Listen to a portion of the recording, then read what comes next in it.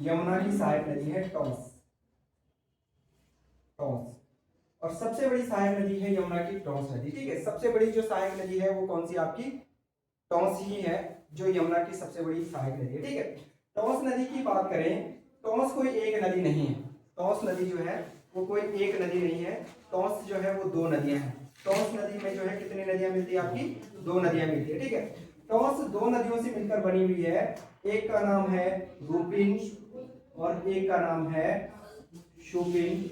रूपिन और शूपिन दोनों मिलकर जो है आपकी कौन सी नदी बन जाती है, टॉस नदी बन जाती है। ठीक है, रूपिन और शूपिन। अगर हम रूपिन और शूपिन की बात करें तो रूपिन नदी का उद्गम होता है, उद्गम जहां से निकलती है।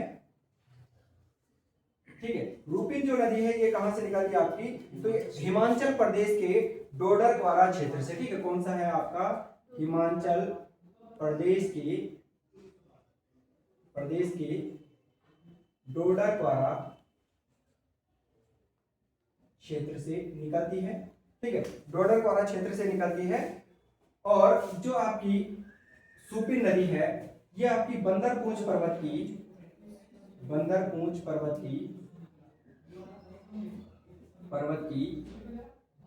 उत्तरी ढाल से निकलती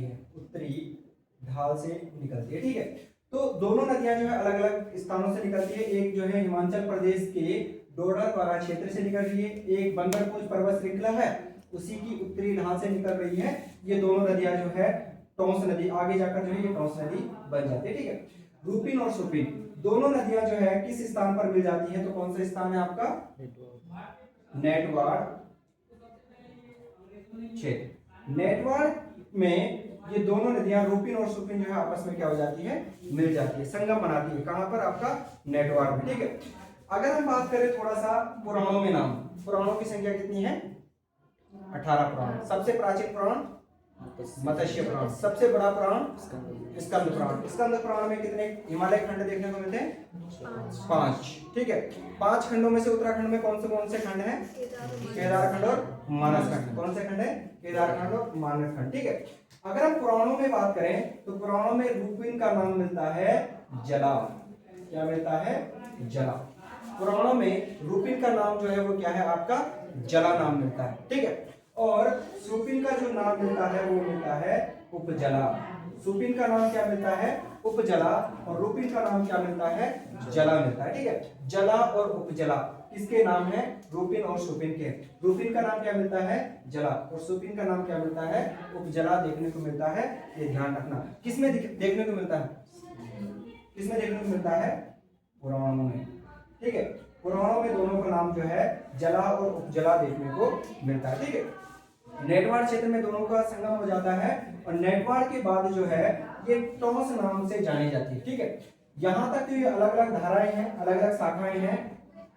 नेटवाड़ से इसको टॉस नाम से जाना जाता है। ठीक है, इसी में अगर हम देखें थोड़ा सा शूपिन के बारे में देख लें। शूपिन में एक परियोजना है, शूपिन में एक परियोजना है, उस परियोजना का नाम है जकोल सांकरी परियोजना। कौन सी है, जकोल सांकरी परियोजना।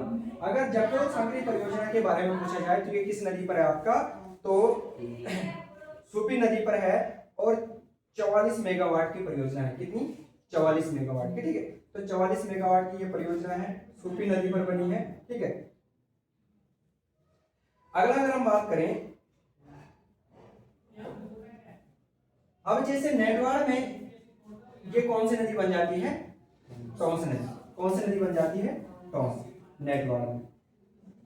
टॉस नाम पड़ने के पीछे की अलग अलग मान्यताएं हैं। जो टॉस नाम पड़ा इसके लिए क्या क्या देखने को मिलती है, अलग अलग मान्यताएं देखने को मिलती है।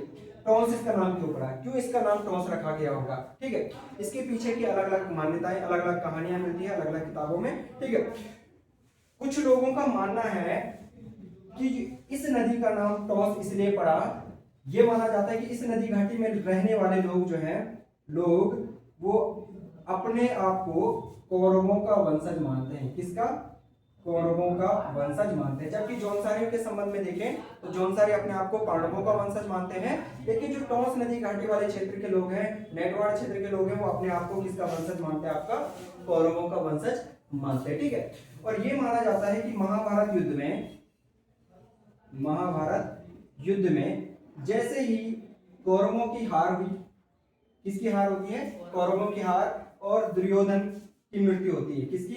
दुर्योधन।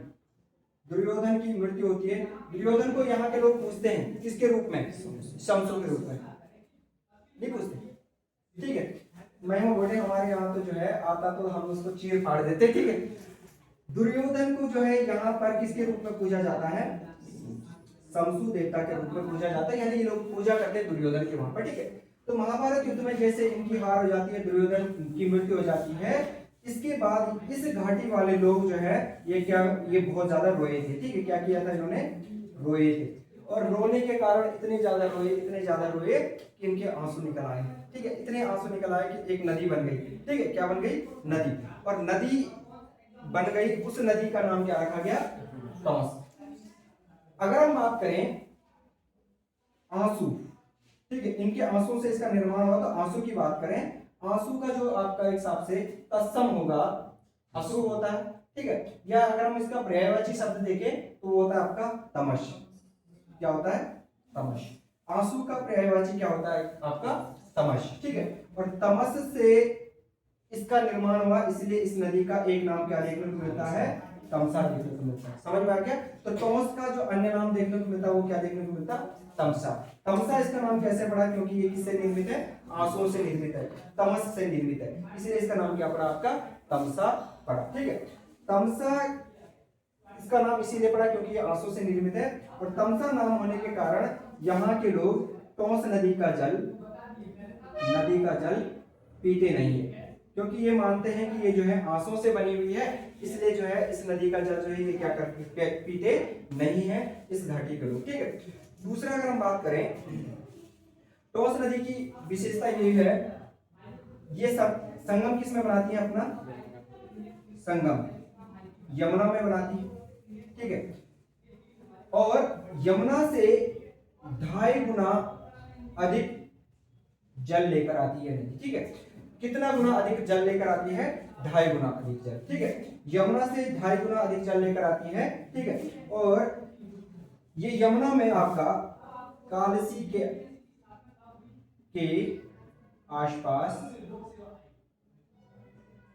आसपास आपका, और यह डाक पत्थर और कालसी के आसपास जो है, कालसी या डाक पत्थर के बीच में ये यमुना में मिल जाती है, ठीक है। ये इसके संबंध में कुछ महत्वपूर्ण तथ्य है। 2.5 गुना अधिक जल लेकर आती है, और इसकी कुल लंबाई कितनी है? कुल लंबाई कितनी है? टोंस या तमसा की कुल लंबाई कितनी है? तो 148 किलोमीटर। कितनी है? 148 किलोमीटर इसकी कुल लंबाई है, ठीक है। और अगर हम एक और विशेष फोकस पर, एक और पॉइंट पर फोकस करें टोंस नदी के संबंध में, तो राज्य की सबसे अधिक वन आच्छादन वाली जो नदी है वो कौन सी नदी घाटी है? टोंस, ठीक है। राज्य की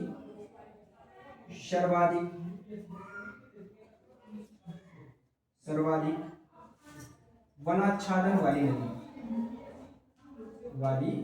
नदी जो है वो कौन सी? आपकी टोंस है। और कितना प्रतिशत है?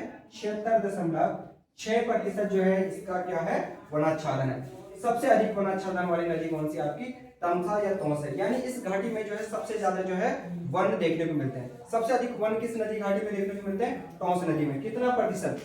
कुल नदी क्षेत्र का कितना प्रतिशत? 76.6% क्षेत्रफल पर जो है आपका वन है, ठीक है। ये ध्यान रखना। दूसरा अगर हम बात करें तो इसमें कुछ बांध भी हैं, डैम बनाए गए हैं, ठीक है। इस नदी पर, टोंस नदी पर कुछ डैम बनाए गए हैं। तो कौन कौन से डैम हैं? एक है आपकी मोरी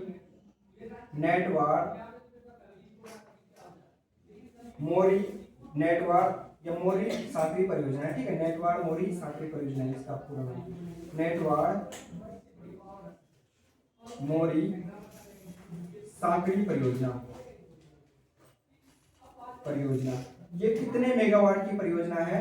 तो ये है आपकी 60 मेगावाट की, ठीक है। कितने मेगावाट की है?